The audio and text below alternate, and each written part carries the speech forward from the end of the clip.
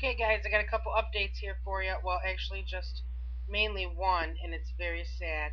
Sadly, they have found the body of Nevaeh Buchanan. It was her, beyond a shadow of a doubt. It was Nevaeh. DNA test came back. I got a lot of questions with this case, and a lot of them that I'm sure I'm not going to get answered. And forgive the pops because I have people sending me more stuff about another missing little girl. So, um, here's my question to you on a lot of this, okay?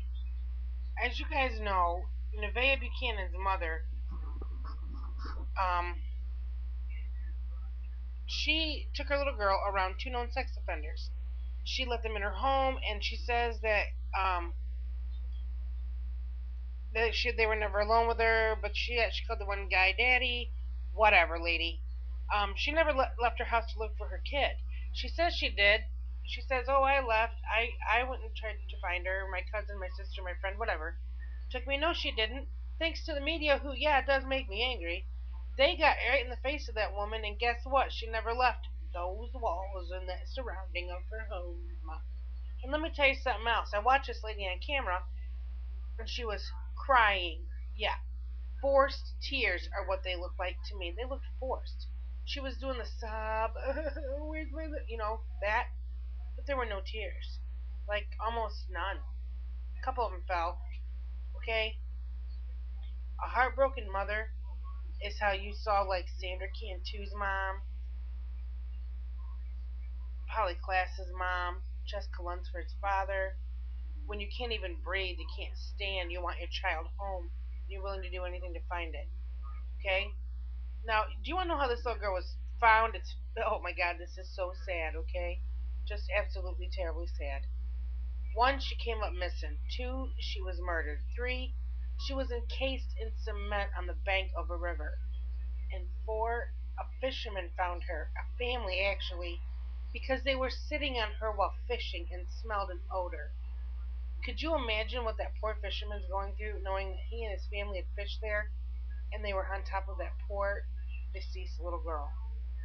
Somebody who took her, whoever it is, had enough time to murder her, put her in the hole, and encase her like a tomb in cement.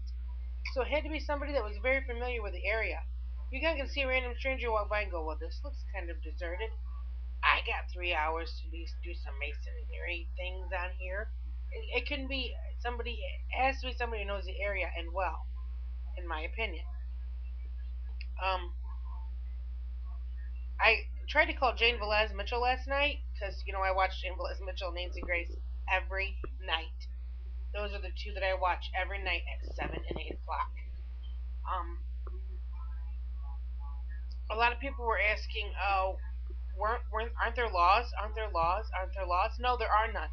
That is why, if we had Maisie's law passed now in this state, the same state that Nevaeh Amaya Buchanan was abducted and murdered in, because her mother had her around those sex offenders, willingly had her around them.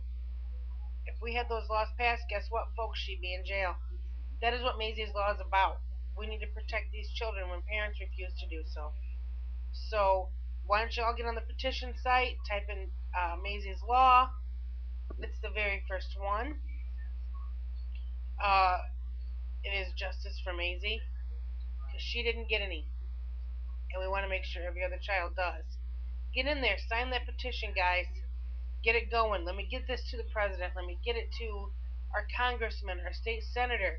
I'm only asking to start out here, and it might only be a 2-year sentence for that parent, but she'll never be able to get her child back again, or he, whichever parent does this to that child.